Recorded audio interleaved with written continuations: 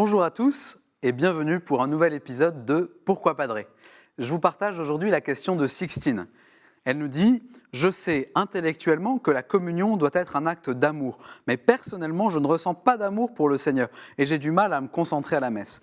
Et même si je vais me confesser avant, je suis gêné à l'idée d'aller communier, ça me culpabilise, mais j'y vais quand même. Est-ce que malgré ça, je dois quand même aller communier ?» Alors, chère Sixtine, voilà une belle question qui me rappelle un dilemme dans lequel je me suis trouvé pendant ma retraite des 30 jours de Saint-Ignace.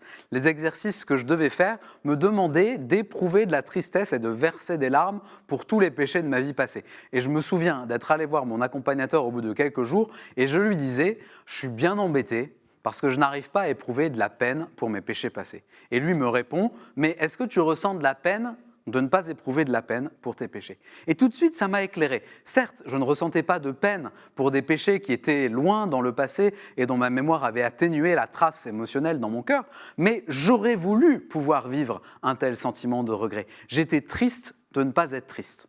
Alors ce petit témoignage veut vous rassurer, Sixtine.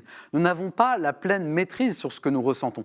Vous nous partagez que pendant la messe, vous ne ressentez pas d'amour pour Jésus et que vous avez du mal à vous concentrer. Ok, c'est un fait, c'est là où vous en êtes en ce moment.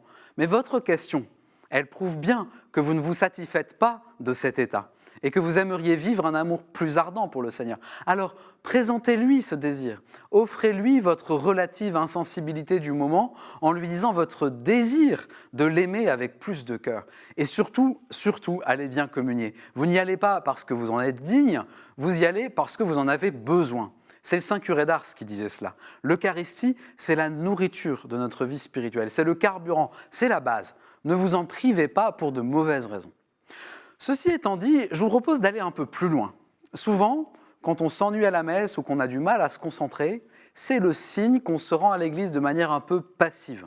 Pourquoi ne pas renouveler votre préparation à la messe du dimanche ?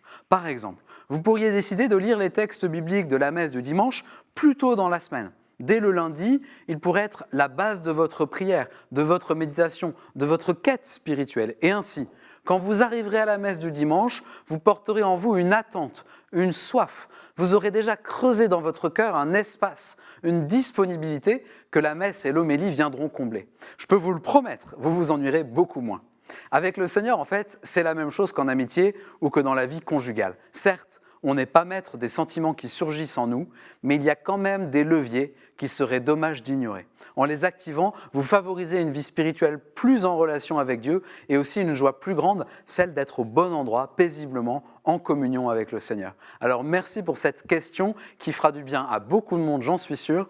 Envoyez-nous toutes vos questions sur pourquoipadrer@ktotv.com et puis sur les réseaux sociaux aussi, et vous retrouverez cette vidéo et toutes nos vidéos sur ktotv.com. Bonne semaine et à bientôt.